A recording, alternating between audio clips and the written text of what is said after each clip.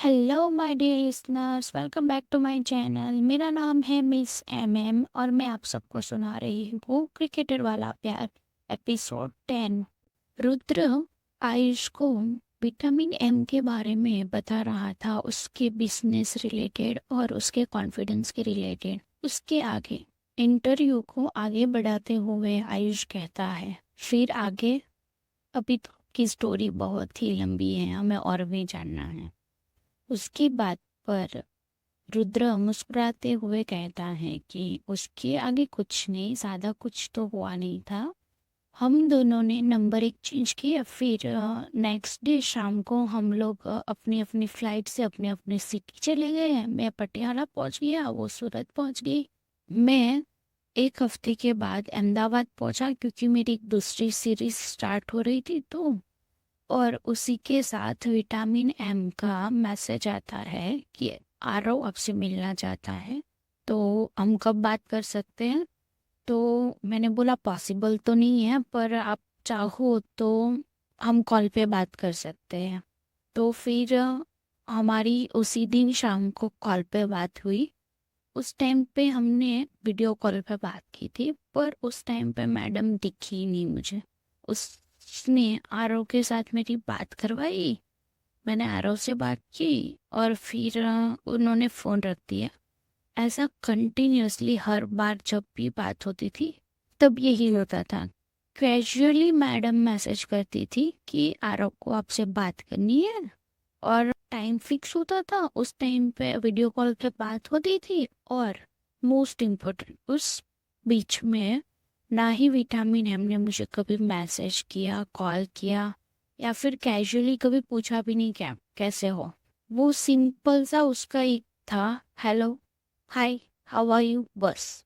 मतलब हमेशा वो काम टू काम ही होता था। ऐसे 6 मंथ हमारी कॉन्वर्जेशन चली आरव के साथ, और मेरी और उसकी तीनों की मतलब की।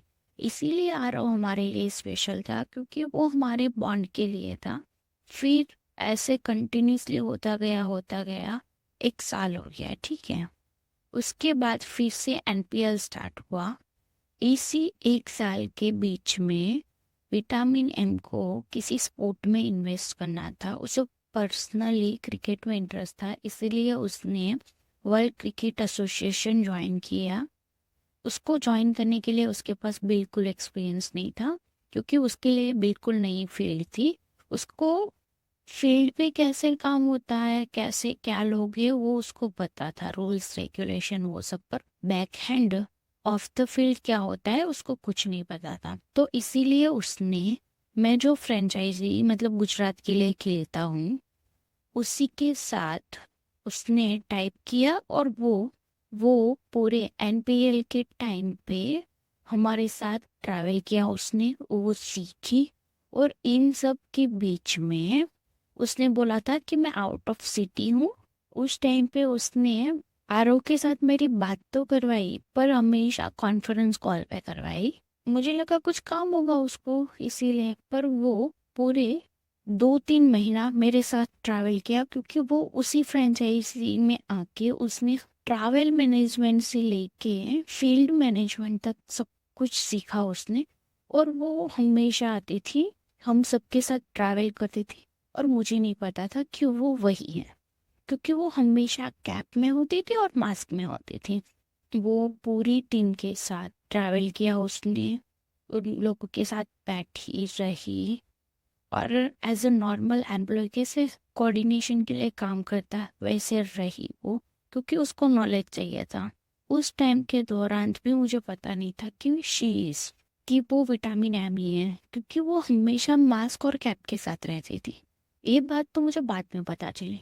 उसी दौरान मेरी फैमिली हमारे साथ ट्रैवल कर रही थी, और मेरी फैमिली आई थिंक 10-15 दिन हमारे साथ रही थी उस ट्रैवलिंग के दौरान, क्योंकि इंडिया में ही था। मेरे मम्मी पापा और बहन तीनों थे, और मेरे पापा को वो बहुत पसंद थी, क्योंकि वो जब भी स्टाफ कोऑर्डिनेशन हो या कोई भी मैनेजमेंट का काम हो, विटामिन एम उसको परफेक्टली सॉल्यूशन के साथ करती थी।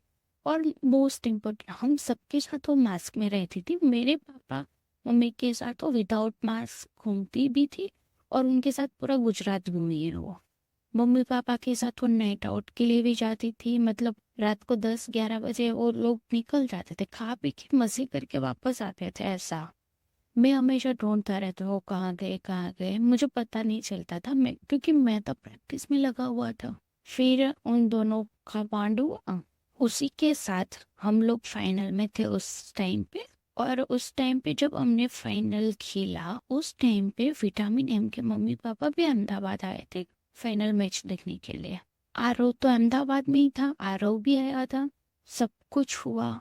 मेरे मम्मी पापा उसके मम्मी पापा से मिले सब, उस और उन दोनों का बॉन्डिंग हुआ, मेरे मम्मी पापा का और उसके मम्मी पापा। और उसके पापा ने इनविटेशन दिया कि आप सूरत आओ और मिलो हम लोगों से और बात करेंगे, क्योंकि दोनों के मम्मी पापा चाहते थे कि हम दोनों की शादी हो। और हम दोनों इन पूरी चीज से अनजान। फाइनल खत्म होने के बाद मेरे मम्मी पापा ने बोला कि मेरे कुछ दोस्त आए हैं, उनसे मिल लेना। मैं उसके मम्मी पापा से मिला, सब कुछ हुआ, ठीक है। फिर पापा ने बोला हमारे पास एक दिन का टाइम है घर जाने के लिए, तो हम सूरत जाके आते हैं, तू भी हमारे साथ चल। मैंने बोला मुझे क्यों लेके जा रहे हो, आप लोग जाके आ जाओ। तो वो बोलते नहीं नहीं, मेरे दोस्त के यहाँ मिलना है, उसने बोला है स्पेशली तुम्हें आना है। मैंने बोला ठीक है चलो। तो हम लोग नेक्स्ट डे वहाँ पे पहुँचे, हम डायरेक्टली उसी के घर पे रुके, ठीक है। और मैडम थी नहीं उस टाइम पे, क्योंकि वो तो बैक हैंड का जो मैनेजमेंट था वो ख़त्म करने के बाद नेक्स्ट डे आने वाली थी। तो उसके मम्मी पापा ने हमारा वेलकम किया। उसका घर बहुत ही कैजुअल, ब्यूटीफुल, एलिगेंट, परफेक्ट था। मैं घर के अंदर जैसे ही एंटर हुआ, वहाँ पे हॉल पे एक बचपन की फोटो लगी हुई थी, जिसमें एक लड़का लड़की और उसके मम्मी पापा, वो यंग थे उस तरह की। मैंने तो सोचा ही नहीं था कि ये लड़की कौन होगी। फिर हम लोग वहाँ पे रुके, खाना खाया, फ्रेश हुए, वो सब कुछ। उसी के साथ मेरे सारे दोस्त भी थे, हम इतने 7-8 लोग, हम सब उसके घर पे स्टे किया। और जब हमने उसके घर पे स्टे किया ना, तो वो प्रॉपर गुजराती ट्रीटमेंट हमें मिला। मेहमान है, आओ आओ आओ, खाओ पियो, वही वाला। पर मैंने एक बात नोटिस की है, आप गुजराती के यहाँ पे जाओगे ना, तो वो तुम्हें as a cricketer, as a public figure, कि पैसे वाला है तो ज्यादा इज्जत, ऐसा कुछ नहीं होता उनके यहाँ। आए हो, खाओ पियो, मजे करो, सबको इक्वली ट्रीटमेंट मिलता है। और हम लोगों ने डिसाइड किया कि हम और एक दिन रुकेंगे। और उसी बीच में मेरे पापा ने शाम को मुझे बोला कि इनकी लड़की है, उनके साथ तुम्हारी शादी की बात करने की सोच रहे हैं। अगर तुम्हारे सहन में कोई लड़की हो तो हमें अभी से बता दो, तो हम बात ना करें। मैं तो ये सब सुन के शॉक्ड ही था, क्योंकि मेरे मम्मी पापा मेरी शादी की बात कर रहे हैं।